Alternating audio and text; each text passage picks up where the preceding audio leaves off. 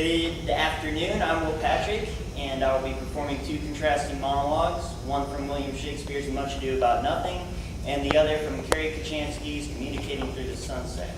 And I proudly represent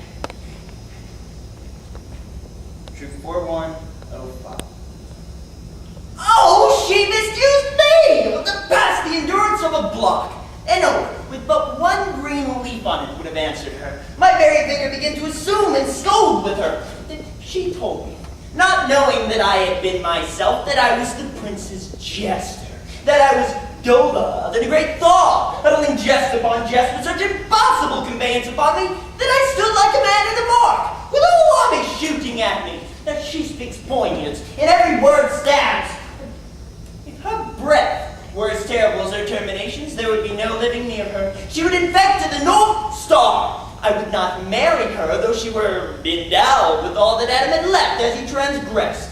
Come, talk not of her. You shall find her the infernal 80 in good apparel. I would to God a scholar would conjure her, for certainly, while she is here, a man may live as quiet in hell as in a sanctuary, and people sin upon purpose, because they would go thither. So indeed, all disquiet, horror, and perturbation follows her. Would my grace command me any service to the world's end?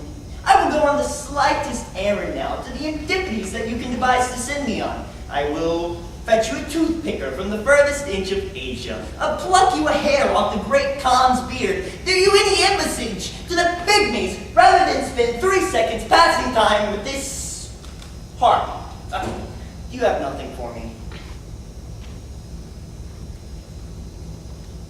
There were these tadpoles. These tadpoles in my backyard. I used to sit and watch them for hours. I loved them. And it wasn't because they could swim fast.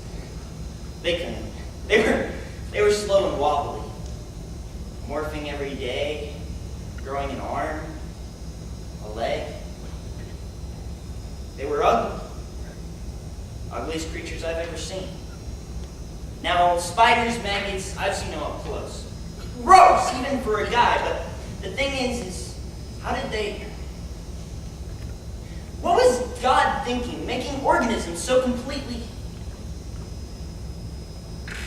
It's like the speed of light, or black holes. Mind-boggling, but even more so because they're completely real. It's so thrilling to think about, but I mean, how can we let ourselves? If we did, there'd be no time to think about anything else. Buildings would stop being built, watches would stop, so awed by their significance. So we forget their importance.